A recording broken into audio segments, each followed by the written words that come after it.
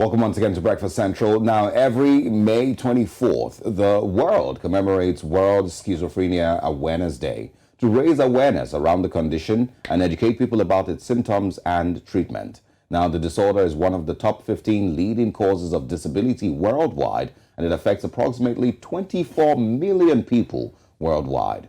This disorder is a serious mental illness that can have significant health, social, and economic impact. World Schizophrenia Awareness Day was created so that patients, their families, and friends, as well as everyone, can learn more about the disorder and know how to assist those who need it.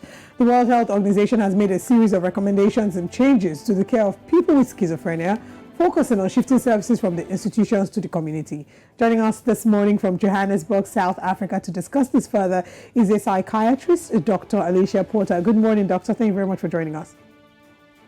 Hi, good morning from a very cold and freezy Johannesburg. It's lovely to be with you. We wish we could switch places at this time, because Lagos is pretty hot. It's not cold and freezing here. All right, maybe we can do a bit of a trade. Let's talk about something that, is common to both Nigeria and Johannesburg. And, around the world, schizophrenia is not a conversation to shy away from, because we have a number of people who are affected by schizophrenia. So let's talk about, what really schizophrenia is not, because there are several misconceptions about what it is and what it isn't. So if you could give us a picture of what it isn't, maybe to shine more light on what it actually is.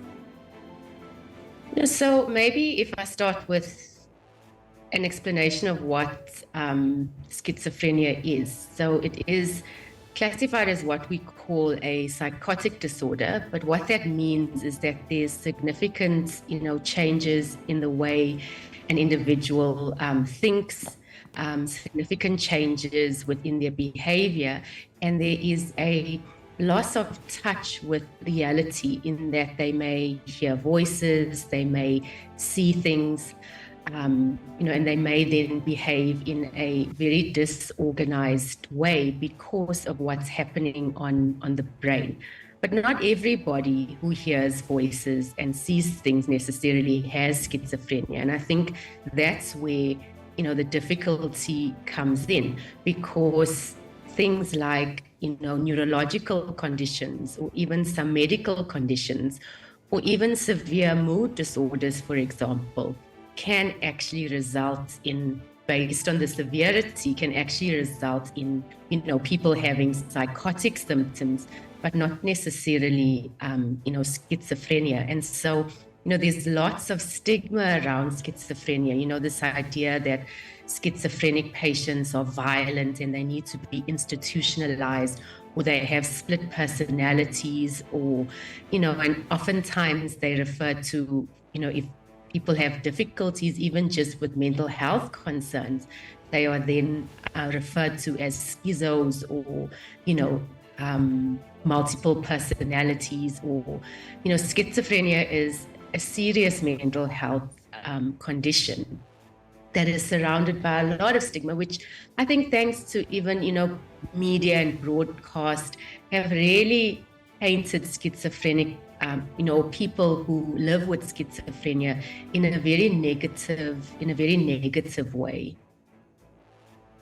All right, that's just really, really interesting, and there's so much, that I believe that here on the continent we need to learn about schizophrenia. There's, a lot of misconceptions, at the same time concerning it. Now, in terms of coping strategies for people with schizophrenia, how can one live a successful life with it, and is it manageable?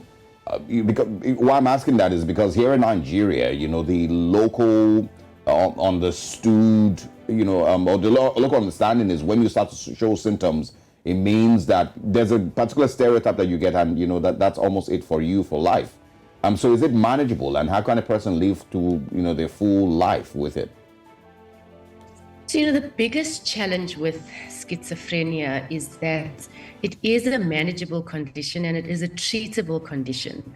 But the biggest challenge is around insights with regard to the condition. So it is treatable with medication, and the antipsychotic medication is the treatment of first choice.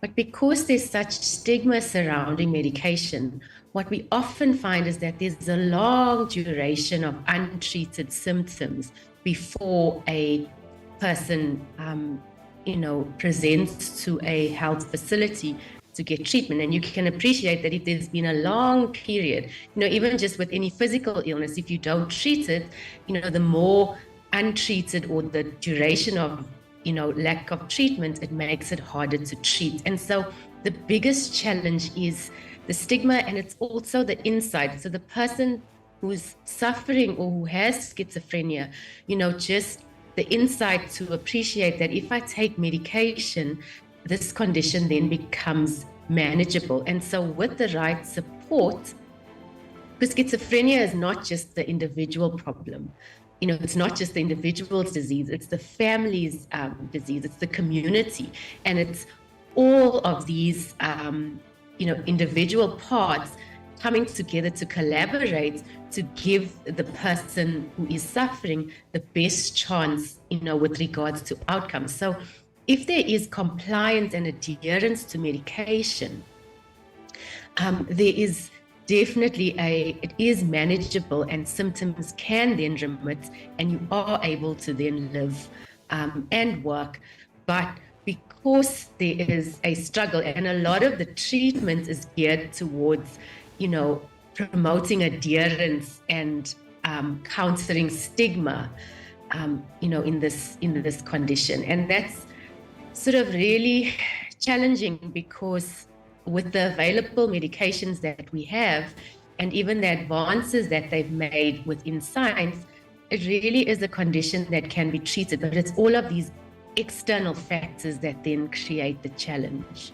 Okay, so now let's talk about support for people living with schizophrenia. So to support in terms of their immediate family, and then support on a national level and maybe a global level, how do we start to give them support? If family members or friends have people living with schizophrenia within their circle, how can we give them the adequate support that they need? I mean, I think that the biggest thing would be to, psychoeducation. And I think it starts with the family members, psychoeducating them about the condition, about the medication, and then also asking families or getting support for the families by way of support groups and information and awareness creating.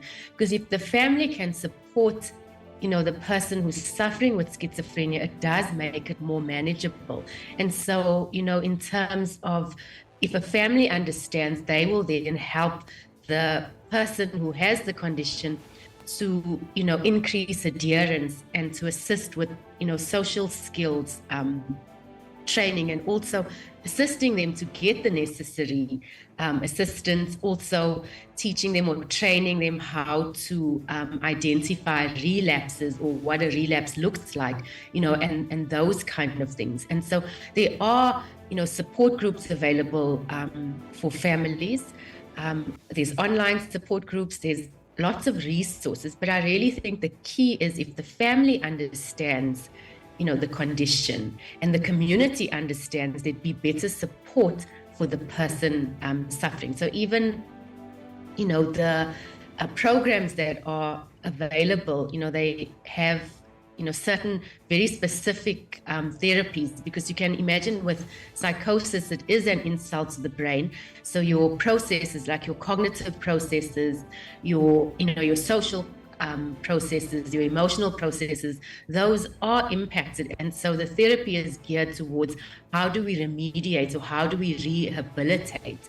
And really it's education and awareness that's going to definitely assist in moving forward in terms of treating schizophrenia within the family context and within the community context. But a lot of the time these patients, or these people are shunned, and accessing treatment then becomes difficult.